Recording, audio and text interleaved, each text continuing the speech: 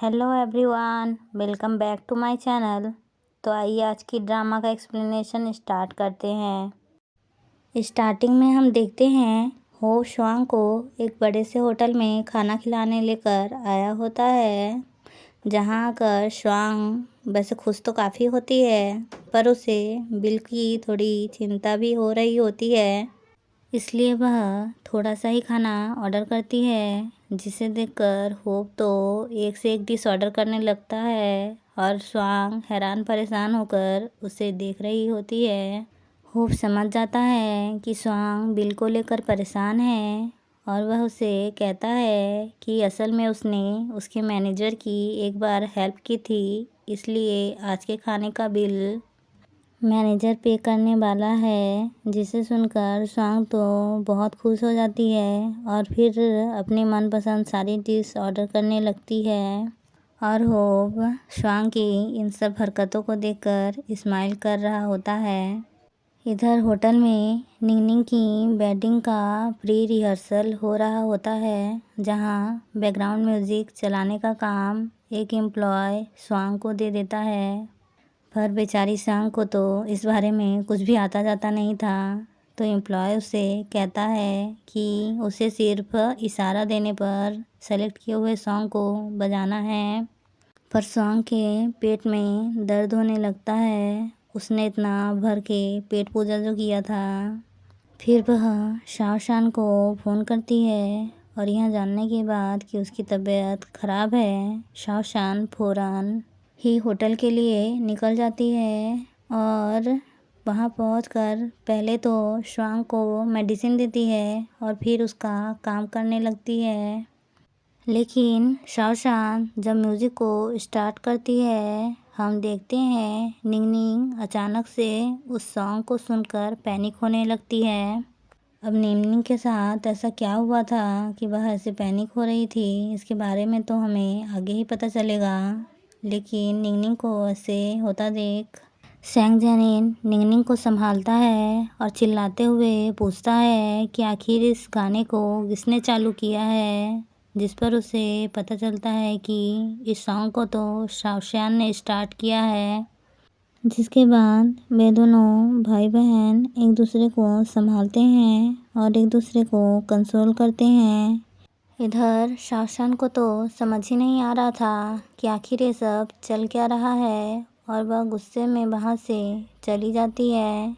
रास्ते में Shaoshan सैंग Zenin से मिलती है, जहाँ सैंग जेनिन उसे रोककर उससे बात करने की कोशिश करता है, पर शाओशान तो बहुत गुस्से में थी और वह उसका कोई भी रिएक्शन नहीं दे रही होती है। तो सैंग जेनिन अपने बिहेवियर के लिए उससे माफ़ी मांगता है और उस जैसे इंसान को माफ़ी मांगते देख शाओशान काफ़ी सरप्राइज होती है और वह अपने गुस्से को ठंडा करते हुए उससे निंगनिंग के म्यूज़िक को सुनकर ऐसे रिएक्ट करने के बारे में पूछती है।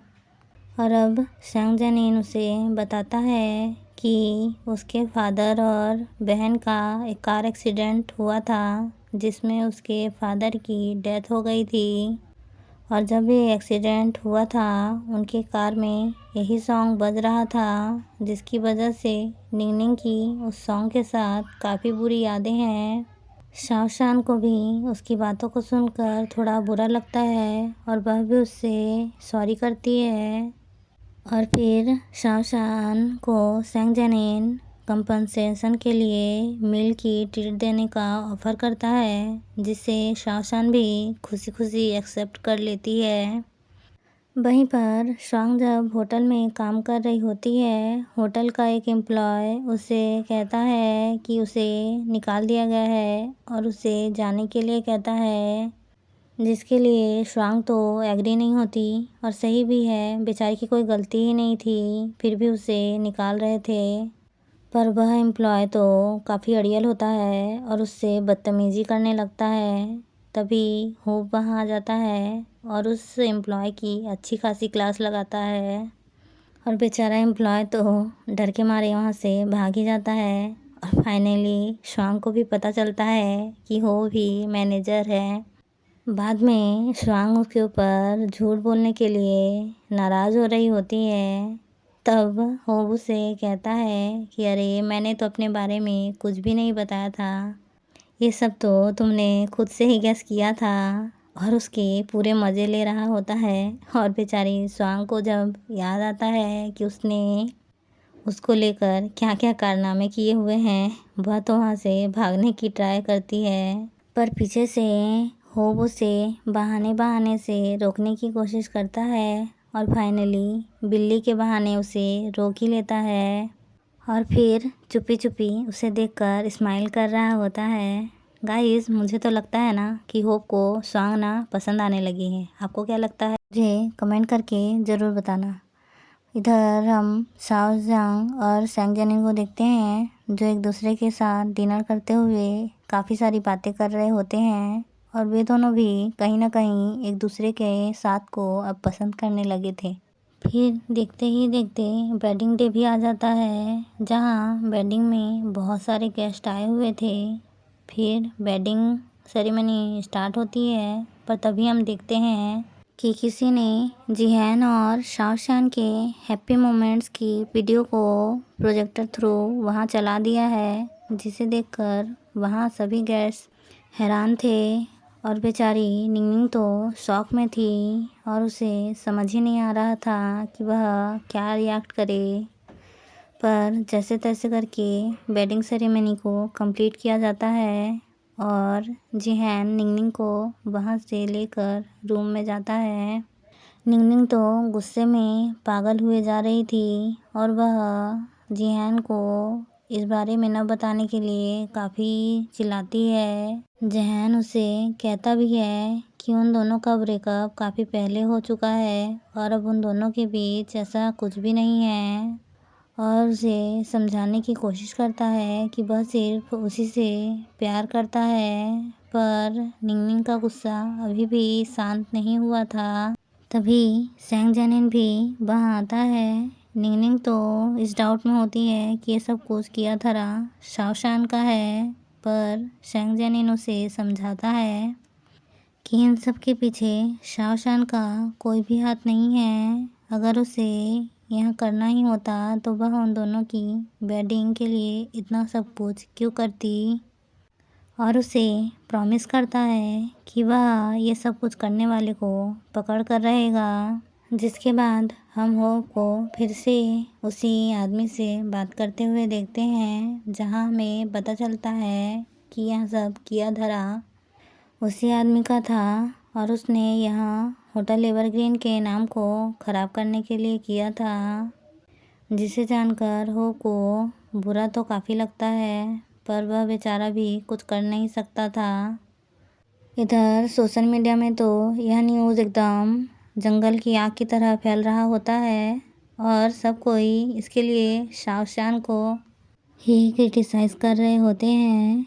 और आगे जब शाओशान को इस बारे में पता चलता है, शाओशान तो कमेंट पढ़कर इतने गुस्से में होती है कि बेचारे शाओ के टैबलेट को ही पटक देती है और पर्स लेकर सीधा होटल एवरग्रीन के लिए निकलती है, जहां पहुंचकर वह सैंग जनिन से मिलती है और उससे इस इंसिडेंट के बारे में बातें करती है और उसके साथ ही इन्वेस्टिगेट करने को कहती है, जिसके लिए सैंग जनिन भी एग्री हो जाता है।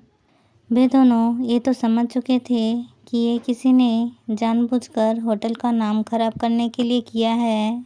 जिसके बाद सैंग जनिन कहता है वेडिंग में काम करने वाले लोगों की लिस्ट है और वे दोनों ही इन्वेस्टिगेशन में लग जाते हैं। रात में होप काफ़ी अपसेट खड़ा होता है। स्वांग आकर उससे मिलती है तो वह बहाने बहाने से किसी लड़की को कैसे कंफर्ट किया जाए इसके बारे में पूछती है। स्वांग समझ जाती है कि वह यह सब कुछ निंगनिंग के लिए ही पूछ रहा है और वह भी उसे उसको खुश करने और चीयर अप करने के लिए कुछ आइडियाज़ देती है।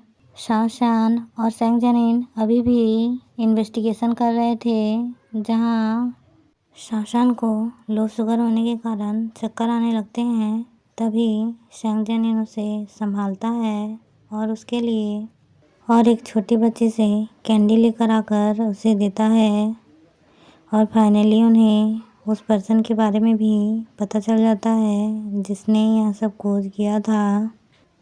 इधर होप निंगनिंग को चीयर अप करने के लिए एक खरगोश गिफ्ट करता है क्योंकि निंगनिंग को खरगोश काफ़ी पसंद थे।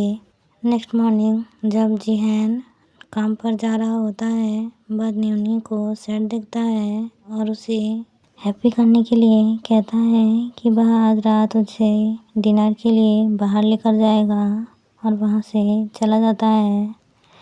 पर निंगनिंग के एक्सप्रेशन से वह अभी भी डिससेटिस्फाइड ही लग रही थी कि चीचेन को ढूंढने के बारे में होप को भी पता चलता है। वहीं वे दोनों भी चीचेन को ढूंढते हुए उसके घर पहुंचते हैं पर वह वहां नहीं था। फिर वे दोनों असिस्टेंट एन से चीचेन के घर के बाहर मिलते हैं और चीचेन के घर के बाहर ही उसका इंतज़ार करने का डिसाइड करते हैं कि कभी ना कभी तो वह घर आएगा, तभी हम उसे पकड़ेंगे। वहीं उसका इंतज़ार करते करते दोनों को काफ़ी वक्त हो जाता है और यहीं पर आज का पार्ट ख़त्म होता है। जल्दी मिलेंगे हम नेक्स्ट पार्ट के साथ।